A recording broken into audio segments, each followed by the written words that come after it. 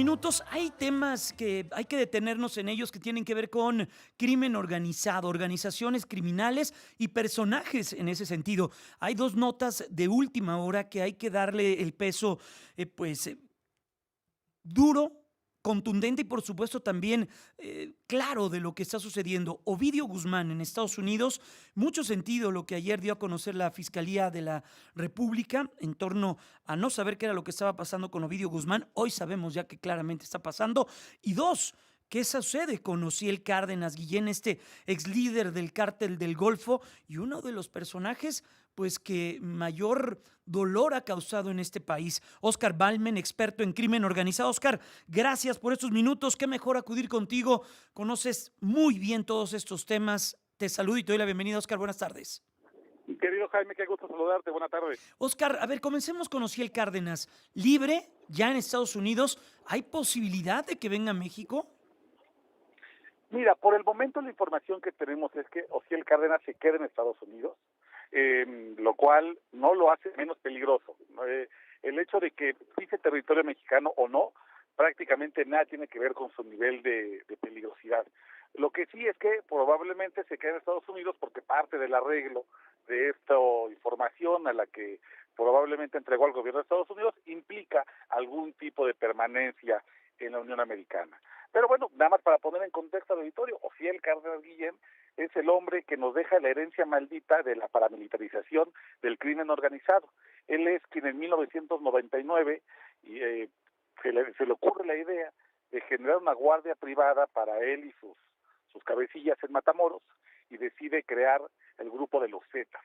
Este grupo integrado por militares de élite, desertores del ejército mexicano, que se dedican a cuidarlo y que después rompen con el cártel del Golfo generando un baño de sangre terrible. Él es ni más ni menos la persona que ya queda libre y que, bueno, ya podrá seguramente moverse con mucha ligereza por el territorio de Estados Unidos, mientras seguramente seguirá cooperando con el gobierno de Estados Unidos. Esa es la parte de Ociel Cárdenas en cuestión jurídica. Oscar, ¿dónde queda pues la relación jurídica, justicia en México de todos esos personajes? ¿No tenemos la capacidad de llevarlos ante un tribunal para que sean juzgados por sus crímenes? Yo creo que esa es la gran desgracia de este país, querido Jaime, que cuando se hace justicia, entre comillas, cuando estos personajes son llevados a que rindan cuentas ante un tribunal, nunca sucede en México. Se sabe, por supuesto, que al menos en la teoría, Ociel Cárdenas Guillén debe tener algún tipo de pendiente con la justicia federal.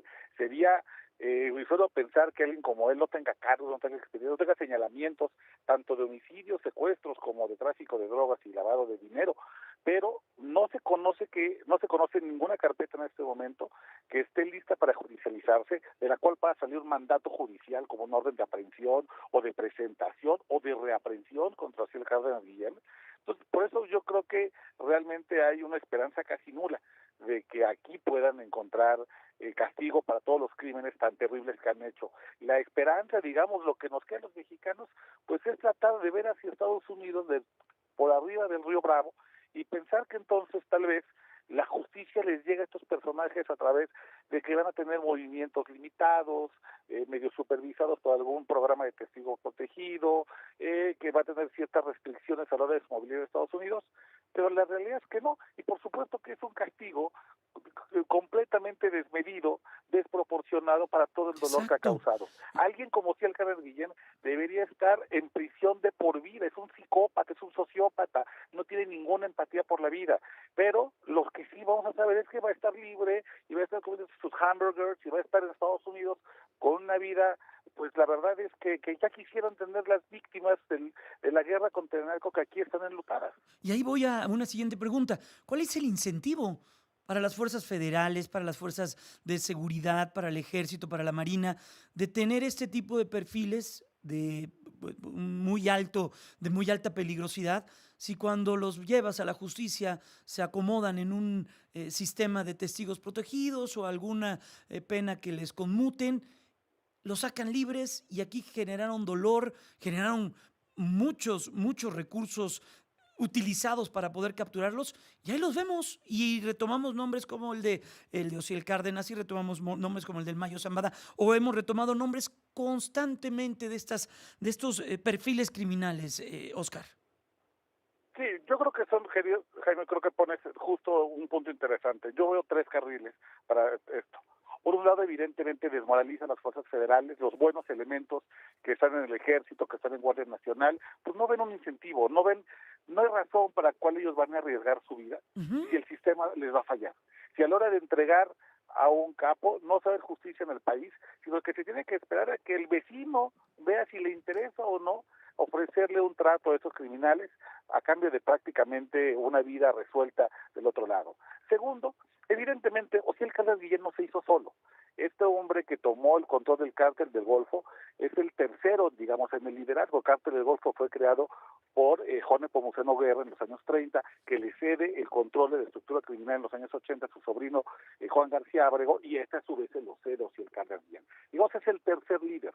Pero de todos los políticos que hicieron posible que Tamaulipas fuera la cuna del cártel del Golfo desde los años 30, no hay uno solo. Es más, yo te diría, los gobernadores tamaulipecos que estuvieron en prisión, hoy Tomás Yarrington ya está fuera de la cárcel, Ujú. y Eugenio Hernández compitió por un escaño en el Senado por Morena, Exacto. perdón, por el Partido Verde, Ujú. aliado de Morena. Entonces, también nos estamos quedando cortos en el sentido de que Osiel Cárdenas Guillén, por supuesto, que es el rostro visible del cártel, pero todos los demás políticos alrededor no han sido sancionados, no se ha tocado esa cadena política que evidentemente también incluye personajes de la vida empresarial del más alto nivel de Tamaulipas. Y un tercero, es el mensaje terrible que se le manda a las víctimas de la guerra contra el narco, a las víctimas de la violencia, que no importa cuánto griten, cuánto se presenten las autoridades, cuántas audiencias vayan, cuánto se desgasten en procesos judiciales, Osiel Cárdenas Guillén está tan libre como ellos. Camina va a estar seguramente en la Unión Americana, en algún buena casa, en algún suburbio pagado con dinero público de los contribuyentes de Estados Unidos, a todo dar, comiendo bien, durmiendo bien, mientras en Matamoros, Tamaulipas, mientras en Nuevo Laredo, En San mientras en Ciudad Fernando, Victoria, toda esa zona, sí. toda esa zona sigue viviendo el azote, el legado criminal de este personaje. Híjole, qué cosa. Oye, rápidamente, Oscar, ¿qué pasa con Ovidio Guzmán? ¿Qué va a suceder en ese sentido? Rápidamente, en un minuto. Claro, bueno, Ovidio ya entra al sistema de testigos protegidos, que básicamente es el gobierno de Estados Unidos ofrece ciertas facilidades, como reubicación en alguna casa de seguridad, una dieta alimenticia, gastos jurídicos, incluso la posibilidad, evidentemente, como el caso de Ovidio, de salir de la cárcel, a cambio de que pueda participar como testigo, que pueda dar información que sea relevante, creíble y comprobable ante las autoridades. Lo interesante es, ¿para qué? Porque ya se resolvió el caso del Chapo Guzmán, ya se está por resolver el caso de Genaro García Luna, en octubre seguramente será sentenciado, muy probablemente cadena perpetua. ¿Para qué quieren Ovidio? ¿El juicio de quién? Sí. Yo creo que esa es la siguiente pregunta. ¿Hacia dónde va el asunto? Y me parece que una pista podría ser que Estados Unidos ha abierto un frente importante geopolítico contra China, y Ovidio podría ser la pieza que les falte para armar todo el entramado de las fábricas, las farmacéuticas que envían precursores químicos hacia México para hacer el fentanilo. Creo que por ahí podría venir. Creo que Ovidio podría dar a conocer esta información muy sensible que le puede facilitar a Estados Unidos un caso judicial contra un país, pero me parece que va por ahí. Oscar, te abrazo y te deseo un excelente fin de semana. Gracias por estos minutos.